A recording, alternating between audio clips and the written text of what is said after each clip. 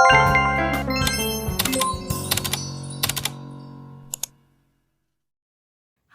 ketemu aku lagi. Di video kali ini aku akan bahas apa-apa aja sih sifat orang Turki yang bagus untuk dicontoh sama orang Indonesia. Ya, bukan berarti aku bilang kalau orang Indonesia itu worse than Turkish or Turkish are better than Indonesian, tapi gak ada salahnya untuk mencontoh beberapa sifat positif mereka. Dan di video selanjutnya aku juga akan bahas apa aja sih sifat-sifat orang Indonesia yang sebaiknya dicontoh sama orang Turki. Oke, let's get started. Yang pertama, lebih cekatan dalam bekerja. Sebenarnya dalam beraktivitas sih. Jadi di sini orang-orang itu sangat tanggap ya dalam menangani hal-hal yang urgent gitu. Misalnya kayak genteng bocor lah, air mati segala macam itu cepet banget tukang datang segala macam itu cepet. Dan menurut aku orang Indonesia juga harus meniru hal ini, karena misalnya kalau ada kayak emergency segala macam kita masih harus ngelakuin ini lah ngelakuin itu. Bahkan aku pernah nelpon polisi aja, polisi tuh cepet banget datangnya. Jadi kalau segala sesuatu berlangsung dengan cekatan, pastinya kita akan sangat cepat selesai, ya enggak? Bahkan untuk hal-hal seperti cari kerja aja tuh di sini cepet loh. Wow. Ada nih, menginspirasi enggak? Selanjutnya, nggak jauh beda dengan poin pertama, yaitu lebih cepat lagi dalam mengemudi. Sebenarnya orang Indonesia itu bagus ya, mengemudinya tuh aman, tapi bukan berarti terlalu lelet gitu. Misalnya kayak aku ambil contoh di sini, aku selalu ngalamin yang namanya macet itu tuh nggak lebih dari setengah jam, ya paling parah Istanbul sih 1 jam.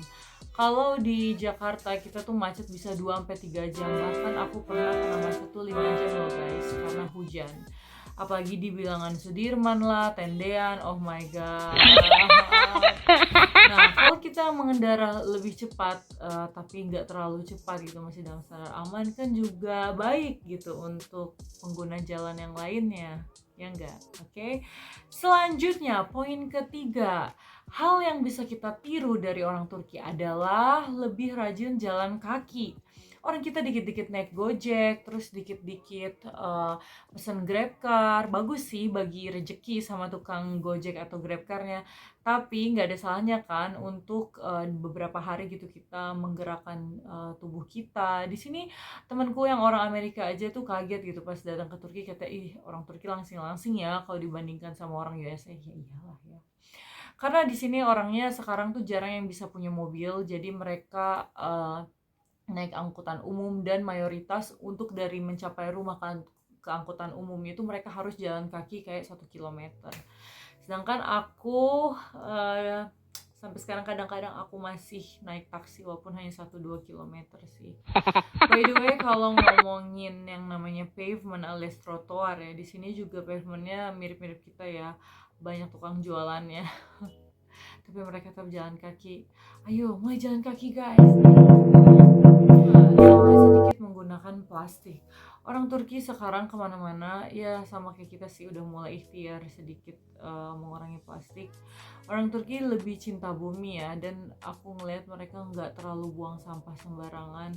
Kita bisa banget nih meniru dari orang Turki dari masalah perihal pengurangan plastik maupun menjaga lingkungan, karena ini kan kalau seandainya banjir itu berarti kena ulah kita sendiri gitu. Oke, selanjutnya hal yang bisa kita tiru dari orang Turki adalah senantiasa bersih-bersih. Jadi di sini sebenarnya banyak pade-pade bude-bude Turki alias amja-amja dan teyze-teyze tuh yang bosen gitu ya, udah pensiun di rumah mau ngapain. Akhirnya mereka bersih-bersih lagi karena menurut mereka itu menghilangkan stres gitu. Sebenarnya orang kita juga sama sih, rajin bersih-bersih. Cuma kalau dibandingkan sama orang Turki, di sini tuh lebih giat lagi bersih-bersihnya guys. Jadi gimana teman-teman, mau lebih rajin lagi nggak? Biar lebih higienis. Selanjutnya, lebih jaga-jaga sama yang namanya uang, alias berhati-hati sama spending. Jadi di sini karena ekonomi mereka itu kurang stabil ya, nggak kayak dulu lagi. Mereka tuh jadi was-was gitu. Aduh, jangan-jangan besok lira jatuh apa segala macam gitu. Jadi mereka lebih disiplin nabung. Jadi kalau di Indonesia kita bisa bilang, aduh gue nggak punya duit, itu beneran nggak punya duit kan teman-teman kita. Kayak aku tahu banget beberapa temanku kalau bilang nggak punya duit, mereka cuma 200.000, bahkan 50.000 di ATM. Di sini mereka bilang nggak punya duit, tapi mereka masih punya emas gitu, mereka masih nabung. Kenapa? Karena hari ini $1 misalnya 20 lira saat video ini dibuat, bisa aja besok $1 jadi 30 lira. Jadi mereka tuh kayak lebih was-was gitu loh, harus punya cadangan emas atau euro bahkan dolar gitu. Walaupun hal ini nggak baik ya, makin melemahkan mata uang, tapi yang bisa kita ambil dari sini adalah jangan terlalu boros kalau lagi punya uang, karena kita nggak tahu, maupun rezeki kita tuh selalu bagus, mungkin keadaan negara tuh bisa berubah. Kalau di Indonesia mungkin keadaan negaranya lebih stabil ya, ekonominya tuh masih tumbuh, inflasinya kecil, tapi ingat rezeki nggak selamanya sama loh guys. Selanjutnya, orang Turki selalu mendoakan di setiap kegiatan, misalnya kayak kita papasan sama orang Jalan, kita akan bilang kolay gelsin, semoga kemudahan menyertaimu gitu. Terus pokoknya apresiatif lah. Dimasakin kita akan bilang eline salek, sehat-sehat ya tangannya. Terus misalnya kita dikunjungi teman, kita bilang ayahnya salek gitu, semoga kakinya sehat-sehat ya. Pokoknya apa aja Bunda mendoakan, menurutku itu bagus banget loh. Aku tuh bener-bener ngerasain yang namanya lagi capek gitu ngerjain banyak hal, terus tiba-tiba ada orang yang bilang semoga dimudahkan ya kalau gelsin gitu. Itu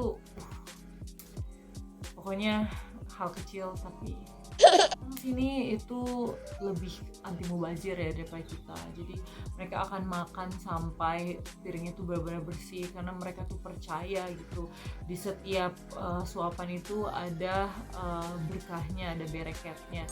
Kalau kita mungkin kita makan tapi masih ada sisa-sisa lauk sedikit ya, kalau mereka benar-benar clean gitu. Aku yakin beberapa teman di Indonesia pasti makannya juga kinclong. Aduh, kalian orang Turki nih.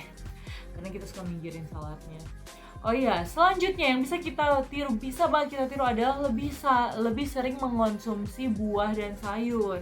Orang sini tuh sehat banget loh kalau masalah buah dan sayur. Dan by the way, sejak aku tinggal di Turki, aku mau gak mau harus memaksakan diri aku untuk makan sayur, karena apa-apa tuh datangnya tuh sama salad gitu.